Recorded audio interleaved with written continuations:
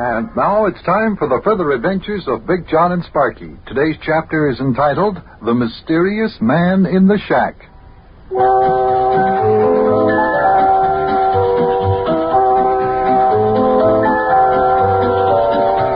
It was a beautiful spring day in Cincinnati as today's adventure began. Sparkie and I were taking a walk in Wobbleding's woods, enjoying the fresh air, the gentle spring sunshine.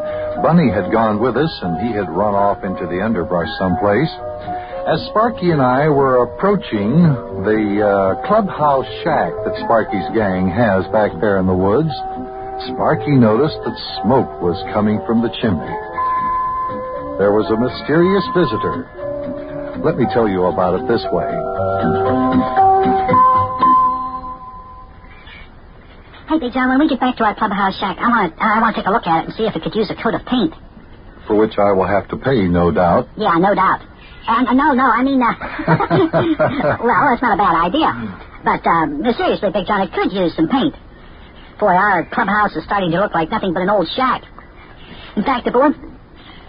Hey, look. What's the matter? There's our clubhouse shack, and look at that. There's smoke coming out of the chimney. Hey, there's somebody inside our shack.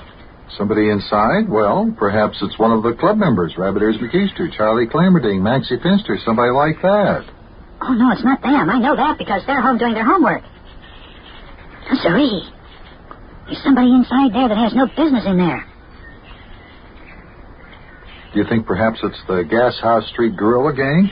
Maybe it's Crunch Hexensmasher or Roscoe McKeever or Hermie Zickenzacker or one of those boys. Could be, and sure better not be. I'm telling you that right now. Let's be real quiet and sneak up on the shack and look inside, huh? Okay, but be real quiet.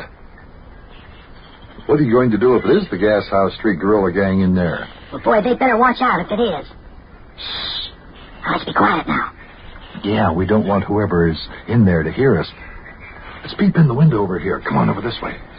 Careful, watch out that they don't see us. Hey, look. It's a man. A man? Let me see. By George, it is a man in there. Yes, sirree, a man, a very mysterious man sitting on a box with his back to the window. What's he doing in there? Who is he? No telling. And if he hears us, there's no telling what he might do. You afraid of him, Big Jon? Well, no, I'm not afraid of him. I'm not exactly, but there's nothing wrong with being cautious. Well, I'd like to know why he's in there, too. I'm just as curious as you are, Sparkie. I can't imagine why anyone would want to break into a little shack like this. Shh. Let's peep in the window again. Quiet now. Can you still see him? What's he doing? Can you see him? Yeah. There he is. He's still sitting there like he was before. Still sitting there with his back toward the window. Let me take a look. He's a rather big man. I wish he'd turn this way so we could see his face. Yeah. I wonder who he is, too. Yeah. And where he came from. Yeah. Can't understand why he'd just sit there with his face buried in his hands like that. He doesn't even move. He just sits there real quiet. You don't think he's asleep, do you, Big Jon? No, I don't think he's asleep. Just moved a foot just a moment ago, and every once in a while it seems like he just heaves a heavy sigh. Well, what do you think we ought to do? Should we call the police and have them come and chase him out of our shack? No, I don't know. I don't think we want to do that. After all, it might be just some poor old man who has no home. Yeah, but then again, Big Jon, maybe he's an escaped convict. Escaped convict? No, now, Sparkie. Where would an escaped convict come from around here? There isn't any prison nearby, and I don't recall hearing about any prison breaks lately. Oh, maybe he's somebody who's hiding out from the police. No. If he were, we'd have read about it in the papers or heard about it on the radio. Well, let's do something about it. That guy can't stay in our shack. Hey, wait a minute. Look, he's getting up. What? He's walking over toward the other side of the room. Hey, look what he's doing. What's he doing? He's eating our official club food. Food? Do you kids keep food in your shack? Sure. It's a big box of crackers. Oh. And that man in there is eating them. Come on, Big Jon. Let's get back home so I can call the police. Now, wait a minute. Why are you going to call the police? I'm going to have that guy arrested for trespassing and stealing our valuable food. No, you're not. You can't have him arrested for trespassing. Why not? Well, in the first place, this isn't your property. Wobbleding's Woods doesn't belong to anybody. At least not anybody that I know of. Well, I know that, but our shack belongs to us, and that's what he's in. He's in our shack. Sure, but your shack isn't on your own property. Oh. Yeah. Now, forget about being so quick to call the police. Well, okay. Boy, if Bunny were here, I'd just walk in there and I'd ask that guy what he's doing in there. Hey, by the way, where is Bunny? He ran off into the woods somewhere, probably chasing a rabbit or something. He's all right. Don't worry about Bunny. What I'm concerned about is, what about that man in the shack? Yeah, what about the man in the shack? Let me look in the window again. Maybe if we watch him a while, we can determine whether or not he's harmful or whether he's dangerous. Well, he might be harmless, but he sure is eating up our box of crackers. Boy, the way he eats sure does act like he's hungry. I wonder if he's just a poor old man who doesn't have a job or money or even a home. He might be. Yeah, that could be. Well, then why don't we just go in there and ask him? Well, just a minute. Let's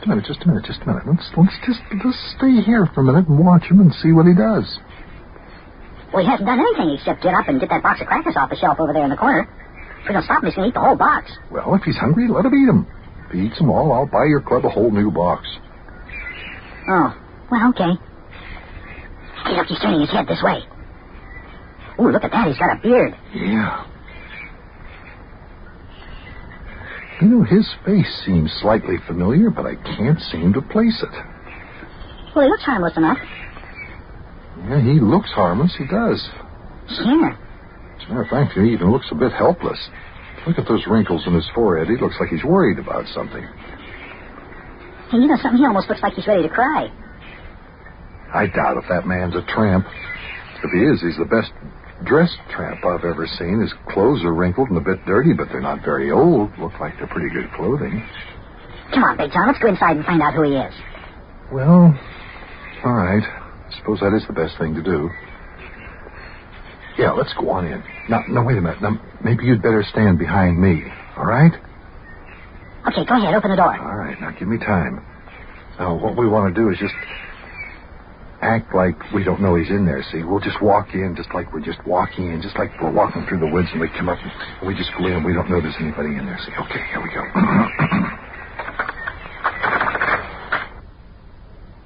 Well, looks like there's somebody in here. Hello there, mister. How are you? Somebody in our clubhouse shack. Hi there, mister. What are you doing here? What's the matter, mister? Can't you talk? Big Johnny just sits there looking down at the floor. Yeah, so I notice.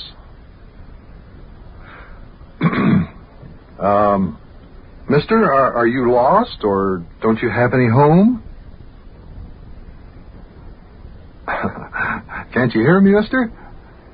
Boy, Big Johnny must know we're here, but he doesn't even look up. Hasn't looked up since we walked in. Hey, mister, what's the matter with you? Look, if you're cold and hungry, you're welcome to come over to our house. We just live nearby. I'll give you a nice warm meal and the price of a shave and a haircut. You could certainly use that.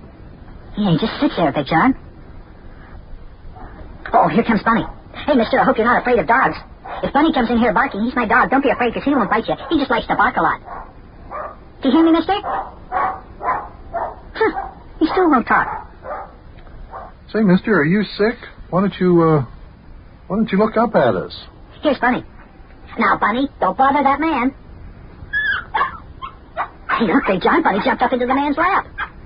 Hello, Bunny, old boy. How are you, feller? I guess you're the only friend I have got left in this world. Huh?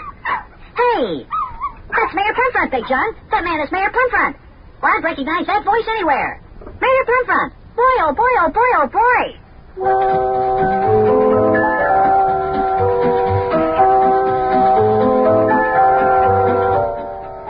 Well, now, kids, if this isn't something, this mysterious man with the beard we found in our clubhouse shack turns out to be Mayor Plumfront.